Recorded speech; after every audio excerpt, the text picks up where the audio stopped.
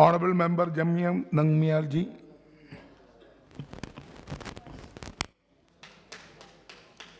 बहुत बहुत धन्यवाद अध्यक्ष महोदय।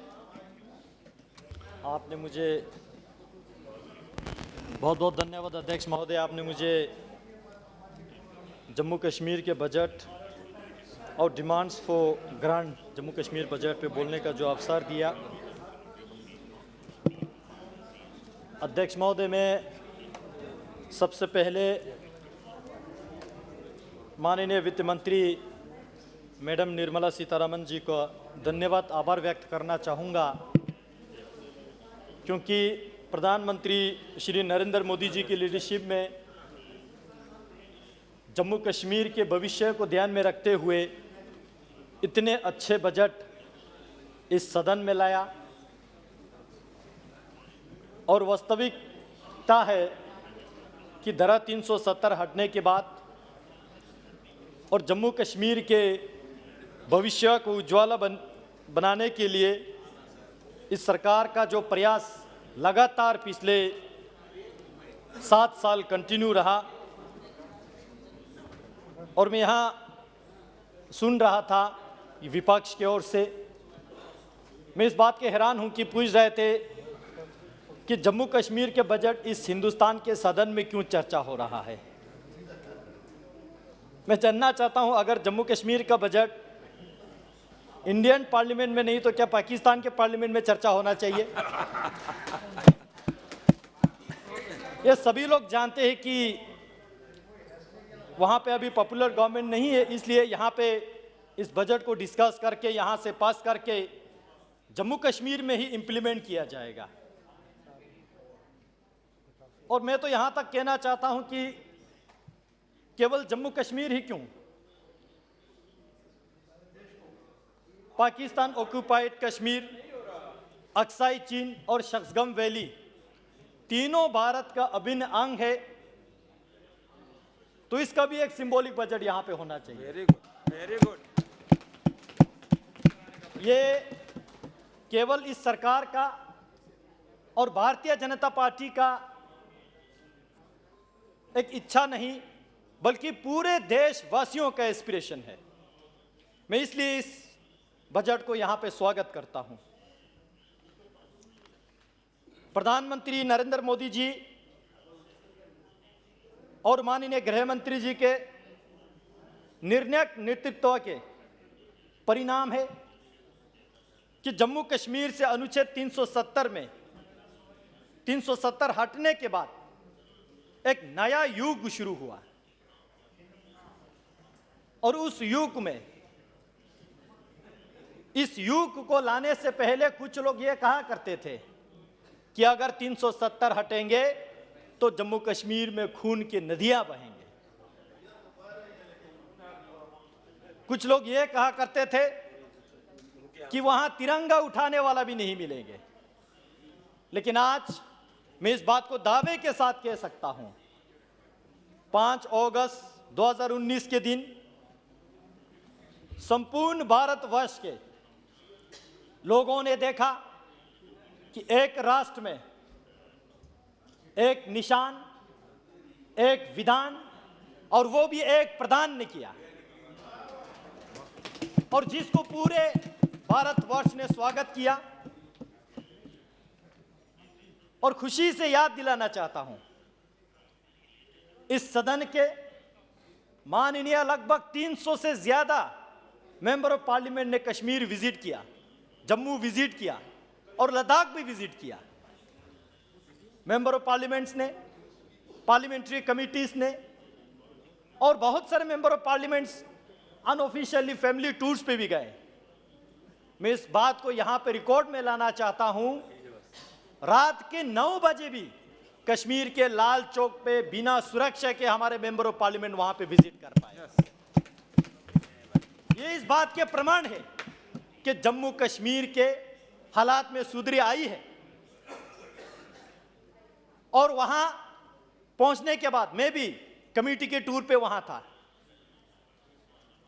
और वहां हमारे साथ जो विपक्षी मेंबर ऑफ पार्लियामेंट है वहां पहुंचने के बाद कहते हैं कि वाकई मोदी साहब ने कमाल की काम किया है।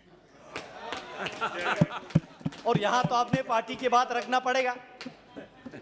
लेकिन कश्मीर में पहुंच के वह लोग भी कहते हैं जहां हुए बलिदान मुखर्जी का, ये कश्मीर हमारा है, सारा का सारा है। और वो भी कहने में, मैं लद्दाख के बारे में भी आपको कहूंगा दादाजी, और वहां ये भी कहते हैं कि वाकई धारा 370 हटने के बाद जमहूरियत, कश्मीरियत और इंसानियत ग्राउंड पे इंप्लीमेंट करने का काम किसी ने यदि किया है तो प्रधानमंत्री नरेंद्र मोदी ने किया।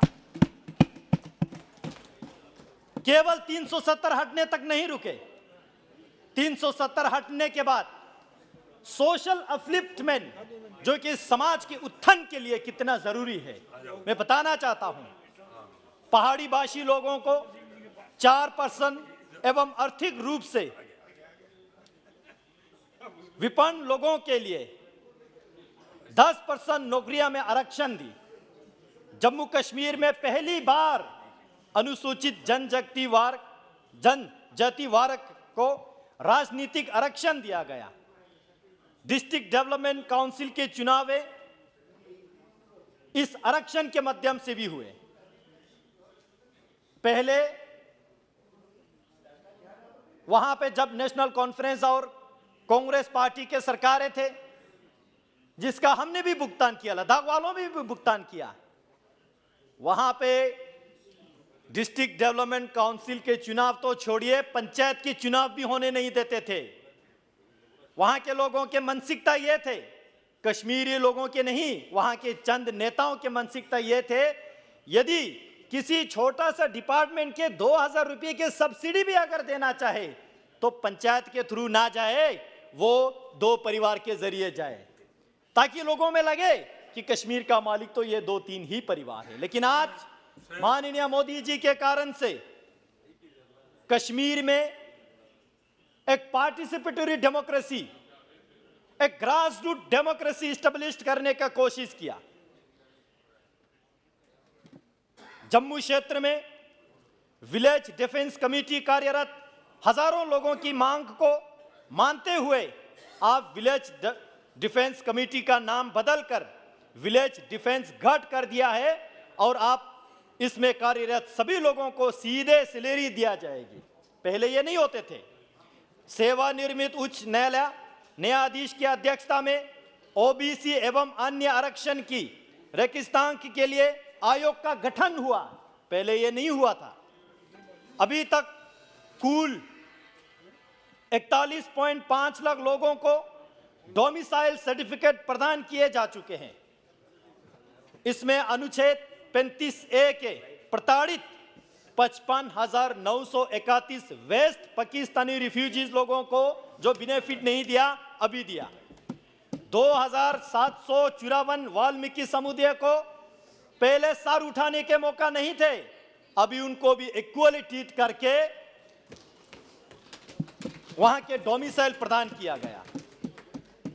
790 गोरखा कम्युनिटी के लोगों को डोमिसाइल प्रदान किया गया।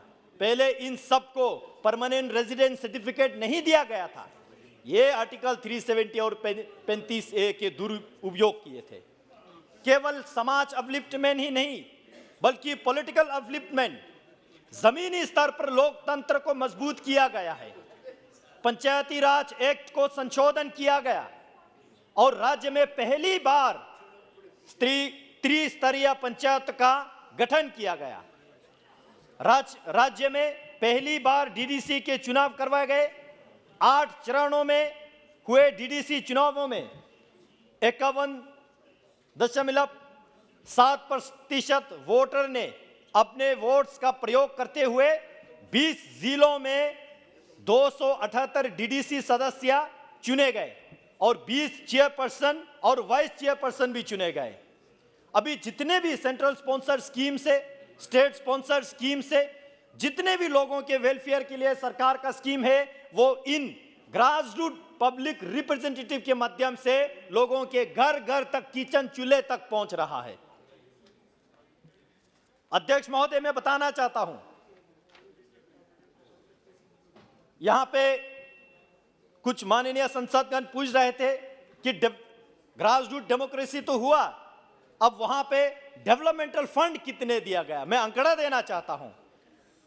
डिस्ट्रिक्ट डेवलपमेंट काउंसिल के माध्यम से 200 करोड़, ब्लॉक डेवलपमेंट काउंसिल के माध्यम से 71.25 करोड़, पंचायती राज इंस्टीट्यूशंस माध्यम से 1000 करोड़, यदि टोटल में अगर मैं बता दूं तो 1271.25 करोड़ जो है जम्मू कश्मीर के ग्रास रूट डेवलपमेंट पे लोकल पंचायत रिप्रेजेंटेटिव्स के थ्रू वहां पे इंप्लीमेंट हो रहा है।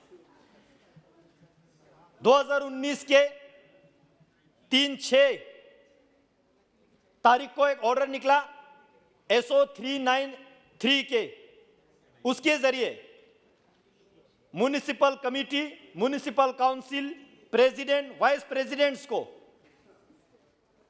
कमिटी के प्रेसिडेंट्स को 15,000, वाइस प्रेसिडेंट को 10,000, म्युनिसिपल कमिटी के वाइस प्रेसिडेंट को 8,000, काउंसिलर म्युनिसिपल काउंसिल को 5,000, काउंसिलर म्युनिसिपल कमिटी को 4,000 ऑनरेरियम देके उन लोगों के मनोबल बढ़ाने का काम मोदी सरकार ने किया ताकि लोगों का ग्रास रूट लेवल पे विकास हो। अध्यक्ष महोदय, मैं बताना चाहता हूं, मैं इस संसद में आने से पहले मेरे पार्टी ने मुझे लद्दाख ऑटोनोमस हिल डेवलपमेंट काउंसिल के चेयरमैन के रूप में काम करने का मौका दिया। लगभग 7 महीना मैंने वहां काउंसिल के चेयरमैन के तौर पे काम किया। मैं बताना चाहता हूं, 2018-19 में जब मैं काउंसिल का चेयरमैन था, मेरे पास उन दिनों का बजट था पूरे 1 साल का 55 करोड़। 55 करोड़ में मेरे काउंसिल का जिम्मेवार था कि मुझे 55 डिपार्टमेंट चलाना था, एक लार्जेस्ट डिस्ट्रिक्ट्स का, यानी कि हर एक डिपार्टमेंट को 1 करोड़ भी नहीं मिलते थे ठीक तरह से। लेकिन आज वही काउंसिल, प्रधानमंत्री जी के लीडरशिप में वही लद्दाख ऑटोनोमस हिल डेवलपमेंट काउंसिल आज के डेट में 264 करोड़ के बजट पे काम करते हैं। कहां 55 करोड़ और कहां 264 करोड़।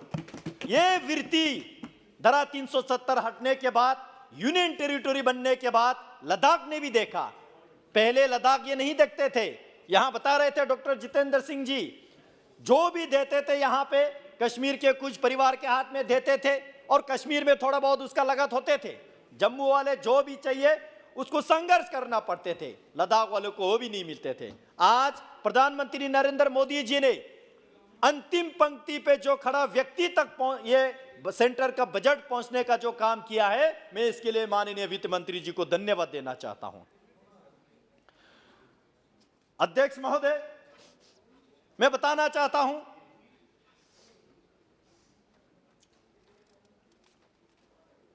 गवर्नेंस आउटरीच प्रोग्राम, क्योंकि इलेक्शन जीतते हैं, सत्ता में भी आते हैं, लेकिन उसके बाद लोगों के सेवा भूल जाते थे कुछ लोग। लेकिन आज प्रधानमंत्री नरेंद्र मोदी जी ने जम्मू कश्मीर के लेफ्टिनेंट गवर्नर महोदय के लीडरशिप में आउटरीच प्रोग्राम के माध्यम से बैक टू विलेज का प्रोग्राम चलाया और गांव-गांव, घर-घर जाके सीनियर लेवल के ऑफिसर जाके उनके क्या दुख है, क्या कष्ट है, क्या तकलीफ है, उनको निपटाने का जो काम किया, समाधान देने का काम किया।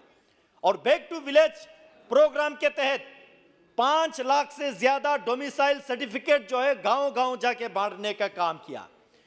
Death certificate and birth certificate बनाने के लिए जो डिस्ट्रिक्ट हेडक्वार्टर आने के लिए तकलीफ होते थे, वहां तक ले जाके उन लोगों को डेथ सर्टिफिकेट, बर्थ सर्टिफिकेट घर घर में बांधने का जो काम किया, बैक टू विलेज ने प्लीज किया। Conclude please. अध्यक्ष जी, अभी Please तो शुरू किया है अभी तो शुरू हुआ है। 50,000 से ज्यादा परिवारों Enough का time even. आयुष्मान भारत योजना से जोड़ाया गया पूरे जम्मू कश्मीर में। कौन अनुमान लगा सकते थे पहले? पहले कौन? अगर पहले आयुष्मान भारत का स्कीम होता तो सिर्फ जो नेताओं के रिश्तेदार है वही ख्वाब देख सकते थे, बाकी लोग नहीं देख सकते थे। आज वो गरीब, वो महिला, वो जो वहां पे जो कभी फील करते थे कि हमें दिखने वाला कौन है, आज वो लोग भी आयुष्मान भारत के माध्यम से पूरे बेनिफिट में ले रहा है। मैं बताना चाहता हूं, एजुकेशन के क्षेत्र में जम्मू कश्मीर में 50 नए कॉलेजेस शुरू किया, जिसके परिणाम स्वरूप 20,000 सीट्स के बढ़ोतरी हुए, वो भी मात्र 1 वर्ष में। ये 70 वर्ष में एक साथ होने वाला सबसे बड़ी बढ़ोतरी है। अध्यक्ष जी, पहला कक्षा से 1st से 5th कक्षा के पुस्तकों का डोगरी भाषा में, हिंदी भाषा में, कश्मीरी भाषा में ट्रांसलेशन किया जा रहा है। न्यू एजुकेशन पॉलिसी के माध्यम से लोकल लैंग्वेज में जो शिक्षा विवरण करने का जो योजना बना, उसके माध्यम से यह सारा हो रहा है। जम्मू कश्मीर में 6ठी से लेकर 10वीं तक के इतिहास की पुस्तकों की समीक्षा किया जा रहा है। मैं बताना चाहता हूं, यहाँ पे एक मेंबर ऑफ पार्लियामेंट बता रहे थे द कश्मीर फाइल्स के मूवी को बैन लगाना चाहिए। Please conclude now. मैं कंक्लूड कर रहा हूं अध्यक्ष जी। यहाँ ये बता रहे थे कश्मीर फाइल्स मूवी को बैन लगाना चाहिए। ये एक वो कहावत होते ना हिंदी में। Come to last point sir, last point में आ रहा हूं, मुझे वो कहावत ठीक तरह से याद नहीं आ रहा है। बीटर ट्रूथ को, जो कड़वा सच को लोगों के सामने लाने का जो काम कर रहा है, ऐसे मूवी को बैन नहीं करना चाहिए।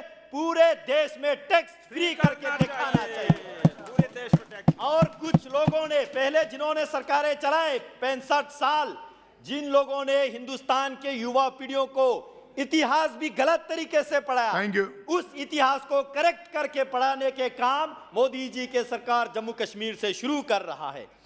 सोशल सिक्योरिटी में बहुत सारे काम हो रहा है। पोस्ट मैट्रिक स्कॉलरशिप में हो, प्री मैट्रिक स्कॉलरशिप में हो, उसी तरह ओबीसी छात्रों को हो, एससी छात्रों को हो, ऐसे बहुत सारे मैं शॉर्ट में बता रहा हूं। इन सब के बारे में जो काम करने का काम मोदी जी कर रहा है। Social security through medical education, Jammu Kashmir में 2 all India institute of medical science का वहां पे इस्टेब्लिशमेंट हो रहा है। 7 नए मेडिकल कॉलेज बन रहा है, 5 नर्सिंग कॉलेजेस बन रहा है, 2 कैंसर इंस्टीट्यूट खोले जा रहे हैं।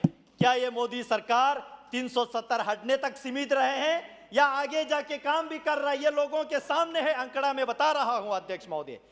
एमबीबीएस सीट्स 500 से बढ़ा के 1100 कर दिए गए हैं जम्मू कश्मीर में। इससे क्या होगा? जम्मू कश्मीर के नौजवानों और विशेष रूप से कश्मीर के नौजवानों के हाथ में इंजेक्शन, लैपटॉप, पेन देने के काम कर रहा है, ताकि पत्थर फेंके नहीं, पत्थर छोड़े। यह काम माननीय मोदी जी के सरकार कर रहा है। इन्वेस्टमेंट के बारे में यहाँ पे पूछ रहे थे, मैं एक आंकड़ा जरूर देना चाहूंगा आपके अनुमति से। Investment in industry development, Jammu Kashmir औद्योगिक नीति नोटिफाइड की गई है। औद्योगिक भूमि आवंटन नीति मंजूरी किए गए और सिंगल विंडो सिस्टम के माध्यम से वहां पे इन्वेस्टमेंट और इंडस्ट्री स्टेब्लिश करने का जो काम किया, जिसका मैं आंकड़ा दे रहा हूं। यहां पे आंकड़ा जानने का बहुत उत्सुक जताया था, जरूरी समझता हूं इस आंकड़ा को देना। जम्मू डिवीजन में अध्यक्ष महोदय, जम्मू डिवीजन में धारा 370 हटने के बाद 990 एप्लीकेशंस आया, जिन लोगों ने इच्छा जताया कि जम्मू कश्मीर में 24,772 करोड़ इन्वेस्ट करना चाहते हैं। कश्मीर डिवीजन में 3,197 एप्लीकेशंस आया, जिन्होंने इच्छा जताया कि 20,684 करोड़ वहां पे इन्वेस्ट करना चाहते हैं। यानी टोटल जम्मू कश्मीर में 4,187 एप्लीकेशंस आया, जिन्होंने ये कहा कि हम जम्मू कश्मीर में निवेश करना चाहते हैं। 45,411 करोड़ का वहां इन्वेस्टमेंट ला रहा है। तो मैं बताना चाहता हूं, जो चश्मा माथे पे रख के नहीं देख सकते, चश्मा आंखों पे लगा के इस डेटा को देखिए, आपको पता चलेगा कि जम्मू कश्मीर कितना आगे जा रहा है। उसी तरह टूरिज्म में, हाउस बोर्ड में, मैं टूरिज्म में आपके माध्यम से सरकार से एक मांग ये रखना चाहता हूं। कश्मीर इतना खूबसूरत है, कश्मीर जन्नत है, कुछ लोगों ने उसको जन्नम बनाने के काम किया। आज मोदी जी ने उसको फिर से जन्नत बनाने के काम कर रहा है। और कश्मीर में और जम्मू में बहुत सारे जो बुद्धिस्ट आर्कियोलॉजिकल साइट्स है, उनको टूरिज्म मैप पे लाने की जो आवश्यकता है, और इतिहास को मिटाने के लिए नहीं, इतिहास को उबारने के, सच्चाई को जितना भी कड़वा हो लोगों के सामने लाने की आवश्यकता है। इसी शब्दों के साथ मैं आपको आभार प्रकट करता हूं और मैं इस बजट Thank को you. वेलकम करता हूं। माननीय मैडम निर्मला सीतारमण जी को बहुत बहुत आभार व्यक्त करता हूं। धन्यवाद। जय हिंद, जय भारत।